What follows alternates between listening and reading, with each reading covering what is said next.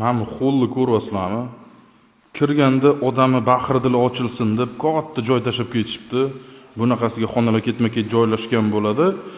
Kelis kirib atrofidan uchastka qidirganlar uchun 204 sotixli mana shu uchastkamizni tayyor patkulch holatda sotiladi. Ya'ni orientir Raddom oldagi ko'chadan kiriladi, Oqibat ko'chasi deyish mumkin. Narxini ham boshida aytaman, $135,000 hali kelishadigan joy bor. Planirovkasini tushuntirib beradigan bo'lsam, hovlini ko'rdinglar, darvozaxonasi bor, burchida sanuzli ham bor edi. Binoning tagida bitta podval ham joylashgan. Binoga kirishimiz mana shunaqa katta holl bilan boshlanadi.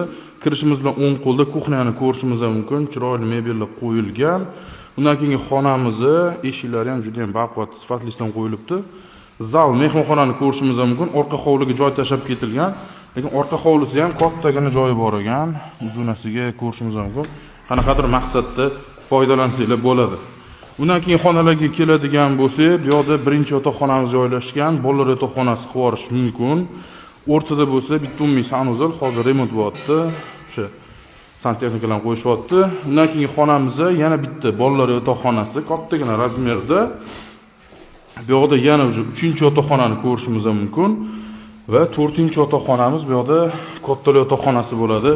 Kattagina razmerda o'zini garderob va sanuzli ham bor. Pastda egalar nomerini qoldiramiz, bemalol savdolashib bo'ladi. Mana xo'lni ko'ryapsizlarmi? Kirganda odamni bahri dili ochilsin deb katta joy tashab ketishibdi. Bunaqasiga xonalar ketma-ket joylashgan bo'ladi. Kelis kirib atrofidan uchastka qidirganlar uchun 204 sotixli mana shu uchastkamizni tayyor patkulch holatda sotiladi. Ya'ni orientir Raddom oldagi ko'chadan kiriladi, Oqibat ko'chasi deyish mumkin. Narxini ham boshida aytaman, $135,000 hali kelishadigan joy bor. Planirovkasini tushuntirib beradigan bo'lsam, hovlini ko'rdinglar, darvozaxonasi bor, burchida sanuzli ham bor edi. Binoning tagida bitta podval ham joylashgan. Binoga kirishimiz mana shunaqa katta holl bilan boshlanadi. Kirishimiz bilan o'ng qo'lda kuxnyani ko'rishimiz mumkin. Chiroyli mebellar qo'yilgan. Undan keyingi xonamizni eshiklari ham juda ham baquvvat, sifatlisan qo'yilibdi. Zal mehmonxonani ko'rishimiz mumkin. Orqa hovliga joy tashab ketilgan, lekin orqa hovlisi ham kattagina joyi bor ekan. Uzunasiga ko'rishimiz mumkin. Qanaqadir maqsadda foydalansanglar bo'ladi.